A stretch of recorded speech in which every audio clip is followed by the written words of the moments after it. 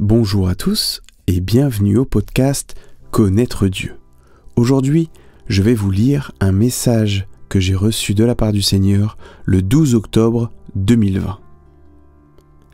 Ô peuple de France, écoutez la voix du Seigneur qui vous appelle depuis les hauts lieux des cieux, un endroit que trop peu de vous connaît, car votre cœur et vos actions sont impurs et souillés du péché.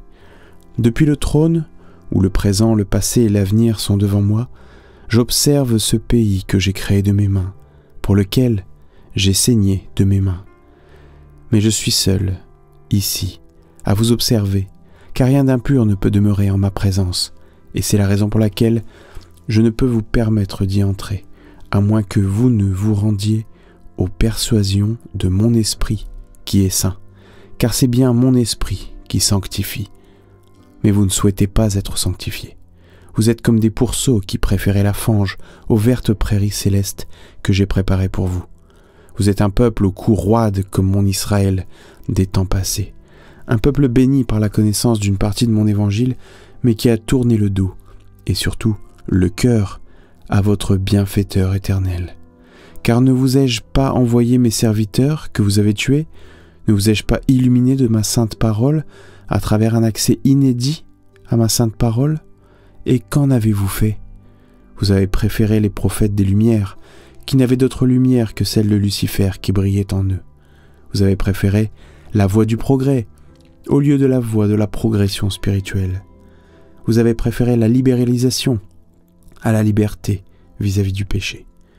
Vous qui avez soumis tant de peuples, vous croulez sous les chaînes de la servitude du péché.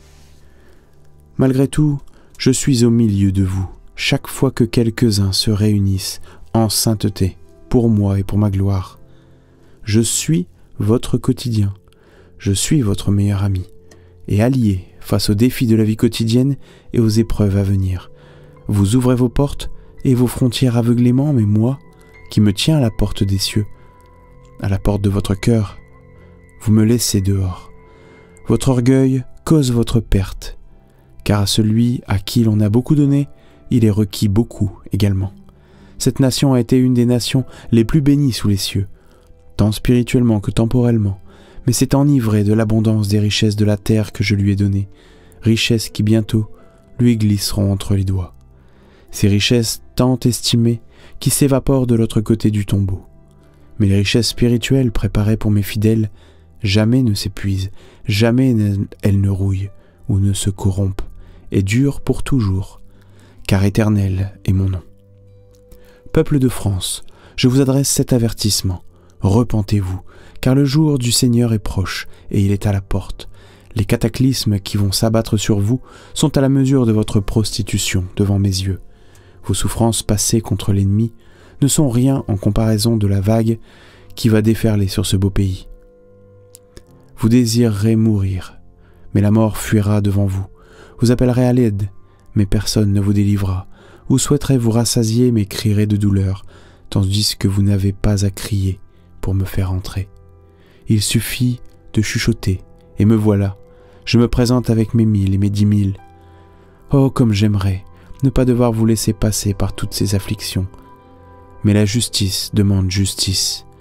Les premiers seront les derniers, et les derniers seront les premiers, dit le Seigneur des armées. Alors repentez-vous, car les tribulations mentionnées dans le livre de mon bien-aimé vont désoler votre nation. Repentez-vous de vos chemins tortueux avec lesquels vous avez dévié tant de nations. Repentez-vous de votre vin qui détruit l'âme. Repentez-vous de vos meurtres et de vos immondices.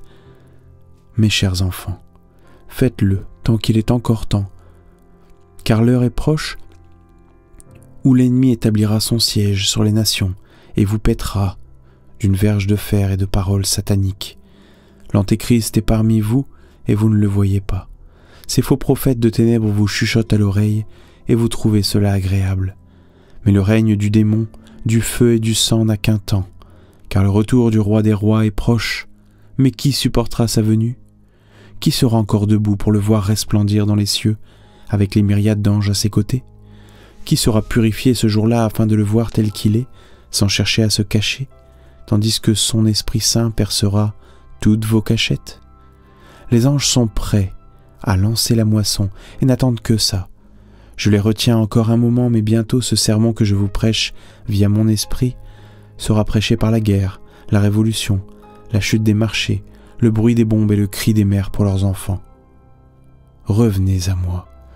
Autrefois, vous étiez un peuple, bien que rebelle, croyant. Croyez seulement.